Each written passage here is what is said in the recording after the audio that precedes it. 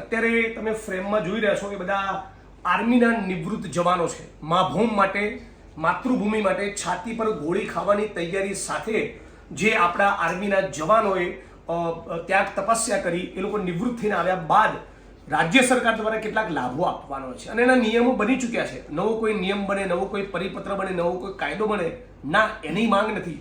Already existing જે નિયમો છે એમની તરફેણના, એમના હિતના, એનું પાલન નથી કરતા, એના વિરોધમાં છેલ્લા 1 મહિનાથી લડી રહ્યા છે. આજે ગુજરાતના, આજે રાજ્યના પુત્ર નરેન્દ્ર મોદી જે દેશના પ્રધાનમંત્રી છે એ અમદાવાદ શહેરના નિકોલમાં છે. તો આ બધા મિત્રો, આર્મીના જવાનો, રાષ્ટ્રવાદની વાત કરનારી સરકારને મળવા માંગતા હતા તો મળ્યા તો નહીં, એમને ડિટેન કરી નાખ્યા. તો શા માટે તમને ડિટેન કર્યા, કેટલા લોકોને ડિટેન કર્યા અને તમારો શું મુદ્દો છે, દિલ ખોલીને કહો. માજી સૈનિકો તરફથી હું આપનો ખૂબ આભારી છું. હું ભરત વાઘેલા, માજી સૈનિક. મારા મિત્રો સાથે અત્યારે અમે અહીંયા છીએ. અમે પહેલાં તો કેમોફ્લાય કરેલા છીએ કે જોઈ લો અમે પોતે માજી સૈનિક દેખાઈએ એવી હાલતમાં નથી, કારણ કે અમે જ્યાં જ્યાં માજી સૈનિક દેખાઈએ છીએ ત્યાં અમને ડિટેન કરી નાખે છે. ગાડી ઉપરથી મને એટલી દિલ ઉપર પથ્થર મૂકીને કહેવામાં આવે છે કે અમે ગાડી ઉપરથી આર્મી લખેલું હટાવી દીધું છે, કારણ કે જ્યાં આર્મી વાંચે છે ત્યાં પોલીસ અમને ડિટેન કરે છે. હવે વિષય ઉપર આવીએ તો અમારા ટોટલ 2022 પહેલાંના આંદોલનમાં 14 મુદ્દાઓ હતા જેનું સરકારે બિલકુલ પાલન નથી કર્યું. એ 14 મુદ્દાઓમાંથી 2022માં 3 મુદ્દાઓ ક્લિયર કરી અને બાકીના પેન્ડિંગ કરી નાખ્યા. એના માટે એક કમિટી બનાવી હતી 2022માં સાહેબ, અને એ કમિટીની રચના અહીંયા છે. જો આપણે એની કોપી અહીંયા કાઢી છે. આ કમિટીએ કશું જ કર્યું નથી. એમને ખાલી 2 મિટિંગો કરી અને એની મિનિટ્સ રફાદફા કરી નાખી છે. પણ તમારો શું મુદ્દા છે, થોડા 2-4 મુદ્દા કરો. 2-4 મુદ્દામાં સાહેબ છે સરકાર સામે, જેને લઈને તમે લડી રહ્યા છો, એ પ્રશ્નો, એ મુદ્દાઓ શું છે? સર ગુજરાત સરકારનો જે લેટેસ્ટ જીઆર છે 2018નો, એ જીઆર પ્રમાણે અમને ક્લાસ 1માં 1%, ક્લાસ 1 અને 2માં 1%, ક્લાસ 3માં 10% અને ક્લાસ 4માં 20% અનામત અમારા માટે જગ્યાઓ રાખેલી છે. એટલે આર્મીના જવાનો નિવૃત્ત થઈને પાછા આવે પછી કોઈ શિક્ષક બનવું હોય, તલાટી બનવું હોય, યુપીએસસી કરવી હોય, જીપીએસસી કરવી હોય તો એક્ઝામ આપી શકે છે. અને એ એક્ઝામમાં એમના માટે સરકારની પોતાની નીતિ પ્રમાણે, પોલિસી પ્રમાણે ચોક્કસ આરક્ષણ હોવું જોઈએ. એ નીતિ સ્પષ્ટ હોવા છતાં આ માણસોનું આટલું મોટું કોન્ટ્રીબ્યુશન છે દેશ માટે, એ છતાં આર્મીના જવાનોની તરફેણના આ જીઆરનું, આ પરિપત્રનું, આ નિયમનું પાલન થતું નથી. નોકરીમાં એમને અનામત મળતી નથી. એ મુદ્દા લઈને તમે બધા લડી રહ્યા છો. જી ભરતભાઈ. એના પછીનો મુદ્દો છે કે સાહેબ જીવન નિર્વાહ માટે સાહેબ જે જમીન મળતી હતી સાથની, એ બી નથી મળતી સાહેબ. પ્લોટ માટેની જે જમીનની માંગણી હતી એ બી નથી મળતી.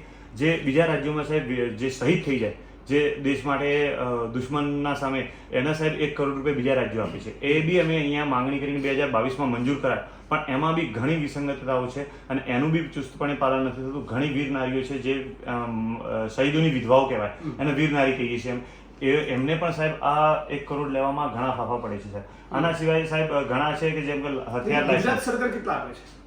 એ 2000 પહેલા તો 1 લાખ રૂપિયા આપતી હતી સાહેબ, પછી 2022ના આંદોલનમાં 1 કરોડ કરાવડા. એનો પરિપત્ર કર્યો, અમને નિયમ કર્યો છે કે 1 કરોડ આપવા, પણ એમાં બી આપવામાં ઘણી વિસંગતતાઓ છે. કે માનો કે જેને દુશ્મનની સામે જ ગોળી વાગી હોય એને જ આપવા.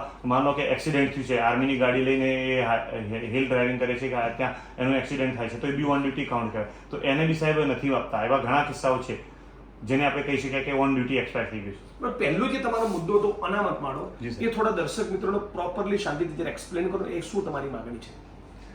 સાહેબ એમાં એવું છે કે જે 2018ના પરિપત્ર પ્રમાણે કે અમારે જે અનામત આપી છે એ અનામત પ્રમાણે અમને અમારા 10%, 20% અને 1% એ અનામત મળવી જોઈએ. પણ એમાં છે ને એ સરકારે એક બેરિયર એવું લાવી દીધું છે કે પાસિંગ માર્ક્સ જે છે 40% રાખ્યું છે, જે સામાન્ય વિદ્યાર્થી માટે પણ છે અને માજી સૈનિક માટે પણ છે. તો જે 15, 20 વર્ષ સાહેબ નોકરી કરીને આવ્યા અમે, તો અમારા સાહેબ એક તો જે ફોજ છે એ મેક્સિમમ 15 વર્ષમાંથી સાહેબ 8 થી 10 વર્ષ એ JNK અને નોર્થ ઇસ્ટમાં કાપે છે, કારણ કે આપણી 80% ફોજ ત્યાં છે. તો અને સાયન્સ બી માને છે કે હાયલથી અને એવા દુર્ગમ વિસ્તારોમાં રહી અને તમારી યાદશક્તિને અસર પડી શકે છે, તમારી માનસિક શક્તિને અસર પડી શકે, એ સાયન્સ માને છે. તો સાહેબ અમારું એવું એટલું જ છે કે જો અમે એવે દુર્ગમ વિસ્તારોમાં નોકરી કરી અને દેશની સેવા કરીને આવ્યા છીએ તો અમને એમાં કંઈક કટ ઓફ મળવું જોઈએ. અને એનો સરકારનો પરિપત્ર જે છે 2018નો, એના પેરા પ્રમાણે એમાં નિયમો બનેલા છે અને એ પેરા પ્રમાણે અમને છૂટછાટ મળેલી છે. એ છૂટછાટ સરકાર તરફથી આપવામાં આવતી નથી. 40 માર્ક્સ એટલે 40 માર્ક્સ. લાસ્ટ સાહેબ CCA ગ્રુપની હું વાત કરું તો અમારો એક માજી સૈનિક છે જેને 180 માર્ક્સ આવ્યા છે ટોટલ, અને પાસિંગ માર્ક્સ 140 છે, પણ એને ગુજરાતી વિષયમાં 35 છે, એક વિષયમાં એ ફેલ છે, 35 છે, એને નથી લીધો. અને જે લાસ્ટ લેડીઝ લાગી છે ઓપન વિદ્યાર્થી, 142 માર્ક્સ છે, એને 40 અને 61 માર્ક્સ છે સાહેબ. તો એ અમારું કેવું એટલું જ છે કે માજી સૈનિકોને આ રીતે ના આપતા. માજી સૈનિકો ના આપતા આ જે લઘુત્તમ રાખી ધોરણના નિયમોનું ઉલ્લંઘન સીધી રીતે થયું છે. બીજું તમારામાંથી કોઈ રજૂઆત? સાહેબ અત્યારે જે તમારું નામ શું? મારું નામ ગઢવી હરેશભા છે, માજી સૈનિક. અત્યારે જે ગુજરાતની અંદર અલગ અલગ ભરતી બોર્ડ છે, 4-5 ભરતી બોર્ડ છે, તેમાંથી આપણો એસટી ડિપાર્ટમેન્ટ જે છે તે જે વર્ક ફ્રીમાં મતલબ જે આપણી પૂરી જગ્યા છે પૂરી આપે છે. 1 માર્કે પણ લીધેલા છે તેમને માજી સૈનિકને. અને આપણે પંચાયત વિભાગે પણ છેલ્લા 13 માર્ચથી માજી સૈનિક લીધેલા છે. તો આ 2 ડિપાર્ટમેન્ટ એનું પાલન કરે છે જે નિયમનું, પણ આ બીજા જે પોલીસ ડિપાર્ટમેન્ટ જો ગુજરાત ગૌણ સેવા ડિપાર્ટમેન્ટ જો 2-3 ડિપાર્ટમેન્ટ પાલન નથી કરતા. તો એક ડિપાર્ટમેન્ટ પાલન કરે છે અને એક નથી કરતું, તો એનું કાંઈ અમને હજી સુધી ખ્યાલ નથી આવતો. તમે જ્યારે સરકારને કે અધિકારીઓને પૂછો કે પાલન કેમ નથી કરતા, કેમ અમને રોડ ઉપર ઉતરવા મજબૂર કર્યા છે, તો શું તંત્ર જવાબ આપે છે? અત્યારે અમારી છેલ્લે જ્યારે બેઠક થઈ બધા સચિવો સાથે, હર્ષસંઘવી સાહેબના અમને કીધું પહેલા સચિવાલયની અંદર, પણ સચિવાલયમાં અમારી બેઠક ન થઈ. અમને સીધી સાહેબના બંગલે અમે બેઠક કરી. બધા ઓલ સચિવ, ઓલ ભરતી બોર્ડના અધ્યક્ષ, ડીજીપી સાહેબ બધા હતા. ત્યાં પણ અમે અમારી રજૂઆત કરી તો કે વાંધો નહીં, અમને ટાઈમ આપો. તો ટાઈમ આપ્યો. એના પછી પણ અમે શું કહેવાય બીજી દાન અમારી બેઠક થઈ, અને તેમનું ત્યાં વલણ જે અમારા પ્રત્યે છે જ નહીં કે એમને આપવું કે ન આપવું એમ. સરકાર તો રાષ્ટ્રવાદની વાતો કરે છે, રાષ્ટ્રવાદની બડાઈઓ થોપે છે. આર્મીના જવાનો એમના મુદ્દે તો બહુ રાજનીતિ કરે છે. શું કેવું તમારું? એ બાબતે હું કહેવા માંગુ છું કે આ દેશમાં દરેકને પોતપોતાનો હક માંગવાનો અધિકાર છે, આંદોલન કરવાનો અધિકાર છે, આંદોલન છાવણી પર બેસવાનો અધિકાર છે. અમને હજી સુધી આજની તારીખમાં 28 દિવસ થયા. પહેલાં તો અમને 21 દિવસ અમે કીધું કે અમને પરમિશન આપો, પણ પરમિશન અમને આપી નહીં. 21 દિવસ પછી અમને અચાનક ઘસેટીને ઉઠાઈ લેવામાં આવ્યા આંદોલન છાવણીથી. તો અમારા માજી સૈનિકોએ અહીંયા અમદાવાદ એરપોર્ટ સર્કલે પછી બધા આવીને ચક્કાજામ થયું, પણ અમારો આવો કોઈ મતલબ નહોતો. અમારા શાંતિપૂર્ણ તિરંગા યાત્રા કાઢવાનો મકસદ હતો, અને એ પ્રમાણે અમે પોલીસ કમિશનરને બધે રજૂઆત બી કરી હતી કે તમારો એક પણ પોલીસવાળો નહીં હોય તો પણ ચાલશે, અમારું ટ્રાફિક અમે પોતાની રીતે મેન્ટેન કરી લઈશું. પણ સવારે 7 વાગે એ રીતે માજી સૈનિકોને ઉઠાવવામાં આવે કે જાણે એક આતંકવાદીને ઘસેડતા હોય એમ. હા, અને વીર નારીઓને એ રીતે ઘસીટવામાં આવે કે એ આતંકવાદી હોય ને. વીર નારીઓને ઘણી વીર નારીઓને એ રીતે વાગ્યું છે કે આજ એ ચોટ બતાવી શકી એવા નહીં. એટલે ખરાબ રીતે, હા, ખરાબ રીતે વર્તન કર્યું.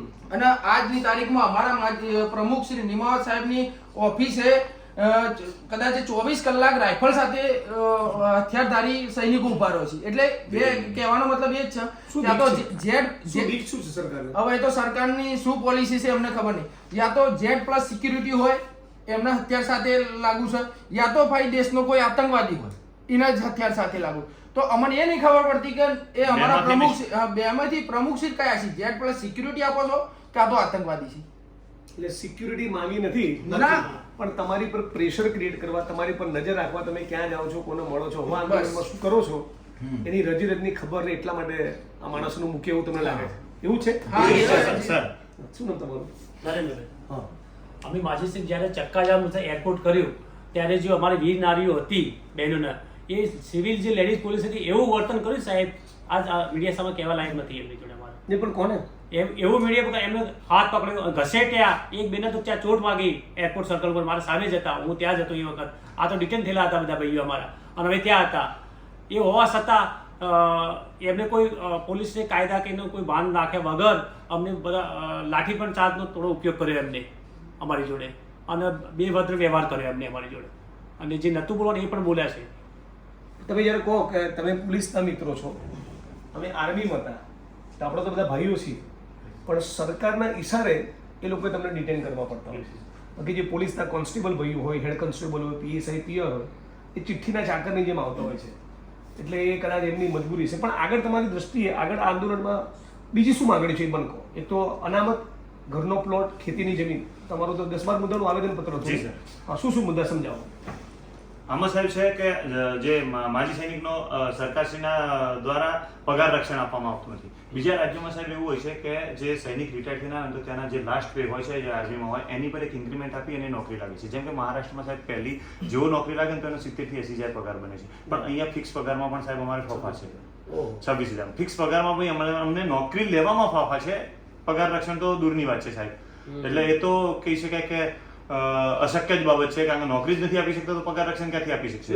ઉલટું ફિક્સ પગારમાં રાખીને આર્મીના જવાનોનું શોષણ કરવું. અને નોકરી નહીં આપવાનું, પણ શોષણ તો દૂરની ટીવી મીડિયામાં ભારતીય જનતા પાર્ટીના નેતા હોય એ રાષ્ટ્રવાદની દુહાઈઓ આપવાની અને હકીકતમાં ગુજરાતમાં એમનું શોષણ કરવાનું. આ જ વસ્તુ છે ને. અમારા નામે તિરંગા યાત્રા બધા નેતાઓ કરી, પણ માજી સૈનિકોને તિરંગા યાત્રા કરવાની પરમિશન નથી. જો કદાચ પરમિશન આ રીતે તિરંગા યાત્રા કરીએ તો આ રીતે ઘસીટી ઉઠાઈ લેવામાં આવે. એના પછી અમે કીધું કે અમે શાંતિપૂર્ણ આંદોલન કરીશું, આંદોલન સાવણીએ બેસવા દો, પણ હજી સુધી અમને પરમિશન આપવામાં આવી નથી. અને અમે મામલતદાર પરમિશન માંગો તો તમને શું કહે?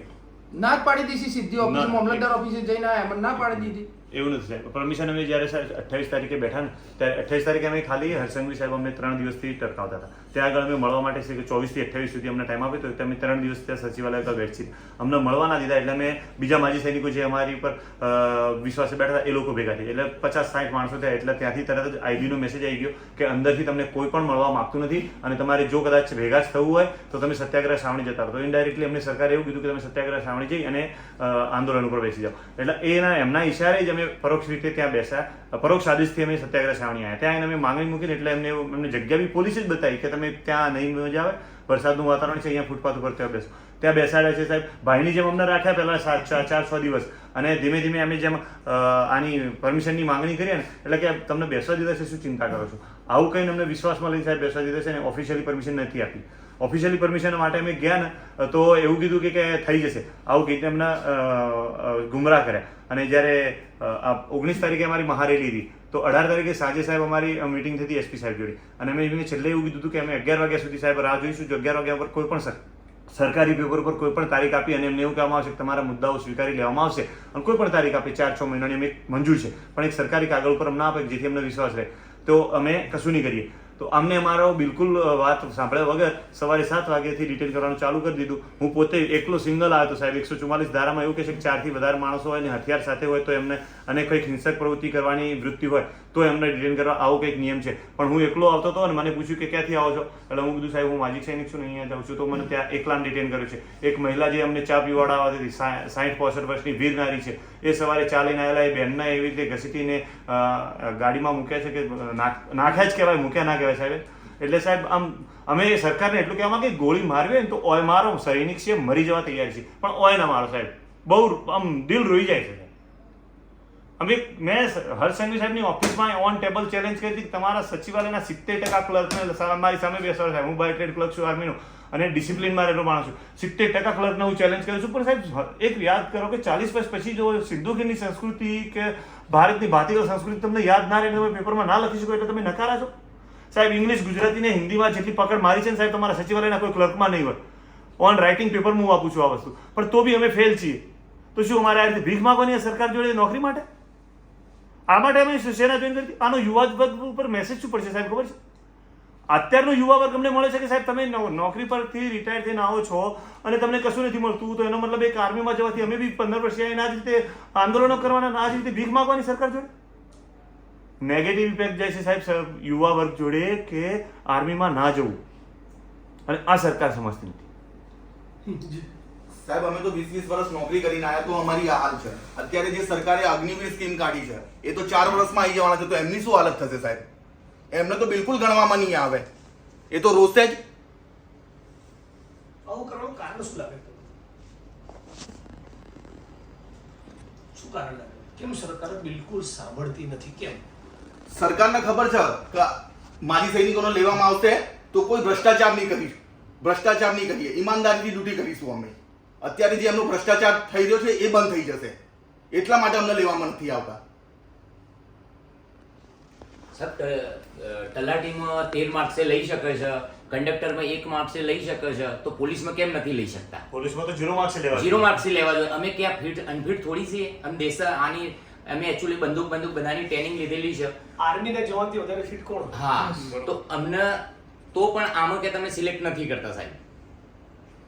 અને પ્રધાનમંત્રી આપણા ગુજરાતના મતલબ પ્રધાનમંત્રી જે સૈનિકો સાથે ફોટો ખીચવા માટે રેડી રહે છે કે અહીંયા કારગિલમાં ગમે તે જગ્યાએ જશે કે ભાઈ આ તો અમે દેશના મતલબ જવાનના સાથે ફોટો ખીચાવવા રેડી રહે છે, દેશ પ્રેમ બતાવે છે, પણ અમને કંઈ આપવા માંગતા નથી. ઓપરેશન સિંદૂરની વાતો કરવી, ઓપરેશન સિંદૂરના મોટા મોટા બેનરો જાહેર સ્થળો પર મૂકવા, પણ ખરેખર બીજા એવા ઓપરેશનોમાં જે લોકો ગયા હતા કે જેની જવાની તૈયારી હતી, એ લોકોની વાત બિલકુલ નહીં સાંભળવી. બિલકુલ સાચી વાત છે. સાચી વાત. આર્મીના બધા આ જવાન મિત્રો છે, એમની માગણીઓ પૈકીની કેટલીક માગણી, એક તો પહેલાં તો તમે જોયું કે અનામતની એમની ડિમાન્ડ છે, અને એ નવી માગણી નથી, એના પરિપત્ર, એની પોલિસી બનેલી છે, એ એક્ઝિસ્ટિંગ બનેલી પોલિસીનું અમલીકરણ માંગે છે, જેથી માતૃભૂમિ માટે એ લોકો જ્યારે લડવા ગયા હતા અને પછી નિવૃત્ત થઈને આવ્યા તો બીજી સરકારી નોકરીમાં લાગે, જેથી એમના ઘર પરિવારનું ગુજરાન ચાલે, આ એમનો મકસદ છે. બીજી માંગણી છે એમને હાઉસિંગનો પ્લોટ મળે. ત્રીજી માંગણી છે ખેતીની જમીન મળે. સરકારી પડતર જમીન આદિવાસી, ઓબીસી, દલિત, ભૂમિહીનોને જેમ ફાળવી શકાય એમ આર્મીના જવાનોને પણ ફાળવી શકાય. ઇનફેક્ટ પહેલી ફાળવણી આર્મીના જવાનોને કરવી એવું પોલિસીમાં લખેલું છે. એ છતાં 2008 પછી ગુજરાતમાં રાષ્ટ્રવાદની ડંફાસો મારનારી આ સરકારે આર્મીના નિવૃત્ત જવાનોને ખેતીની કોઈ જમીન આપવાનું બંધ કરી દીધું છે. બીજી માંગણીઓ પૈકીની અનેક માંગણીઓ છે અને બધી ન્યાયી અને વાજબી માંગણીઓ છે. એક માંગણી છે કે માજી સૈનિકની અગાઉ સેનાની નોકરીનો સમયગાળો ગુજરાત રાજ્ય સરકારશ્રીની પુનઃ નોકરીમાં સળંગડી પગાર રક્ષણ આપવામાં આવે. ઉચ્ચ અભ્યાસ અંગેના પ્રવેશમાં માજી સૈનિકોના બાળકોને છૂટછાટ અનામત આપવામાં આવે. થવું જ જોઈએ આવું. માજી સૈનિકોના બાળકોના સંપૂર્ણ અભ્યાસનો ખર્ચ ગુજરાત રાજ્ય સરકાર દ્વારા ઉઠાવવામાં આવે. માજી સૈનિકોને ગુજરાત સરકારમાં લેવાતો વ્યવસાય વેરો માફ કરવાની જોગવાઈ કરવામાં આવે. તો આવી બધી માંગણીઓ, ન્યાયી માંગણીઓ, જેન્યુઇન વાજબી માંગણીઓ, જે બાબતે રાજ્ય સરકારે પોલિસી બનાવેલી છે છતાં અમલ નથી કરવામાં આવતી. એટલે ઓપરેશન સિંદૂરના નામે નરેન્દ્ર મોદી, અમિત શાહ અને ભારતીય જનતા પાર્ટીની સરકાર રાજનીતિ કરે, પણ જે આર્મીના જવાનો એ દેશ માટે બલિદાન આપવા તૈયાર હતા, એની પીડા, એની જેન્યુઇન સાચી લાગણી અને માગણી પણ આ રાજ્યની સરકાર સ્વીકારવા માંગતી નથી. એ બહુ દુઃખ સાથે કહેવું પડે છે. એટલે આવનારા દિવસોમાં તમે જ્યારે પણ આંદોલનનો કોલ આપો, હું તમારી પડખે આવીને ઊભો રહીશ. એટલું જ નહીં, આપણે સાથે મળીને લડીશું. આ સંઘર્ષ એ ફક્ત તમારો નથી, દરેક ન્યાયપ્રિય ગુજરાતના નાગરિકે, દરેક બંધારણમાં માનનારા માણસે, એવા તમામ લોકો જે દેશભક્તિના ગીતના તાલે ઝૂમી ઉઠતા હોય છે, એક રોમાંચ પેદા થતો હોય છે, એ અમુક ક્ષણો પૂરતો રોમાંચ ન રહે, રાઈટ? અને આ આર્મીના જવાનોની પીડા સાથે તમને એક સરોકાર પેદા થાય, એમની લાગણી તમારા સુધી પહોંચે, તમને એમના દુઃખ દર્દમાં સામેલ થવાનું મન થાય, એમના માટે બોલવાનું, લખવાનું, લડવાનું મન થાય, એમને રેલીમાં ભાગ લેવાનું મન થાય, તો આપણે જે દેશભક્તિની વાતો કરીએ છીએ તો જ એ સાચી. અને આપ તમામ લોકો આ વિડીયો જોઈને કોમેન્ટ કરજો, જન સમર્થન જાહેર કરજો. તમે તમારા ફેસબુકમાં, ઇન્સ્ટાગ્રામમાં, ટ્વિટરમાં, વોટ્સઅપના ગ્રુપમાં આને શેર તો કરજો જ, પણ સમગ્ર ગુજરાતની જનતાને હું અપીલ કરું છું કે તમે તમારા વિસ્તારમાં, તમે તમારા શહેરના મોહલ્લામાં, તમે તમારા તાલુકામાં, ગ્રામ્ય કક્ષાએ લોકોને જગાડો કે ગુજરાતની આ ભાજપ સરકાર આર્મીના જવાનો સાથે, નિવૃત્ત આપણા સૈનિકો સાથે કેવું બેહુદું વર્તન કરી રહી છે.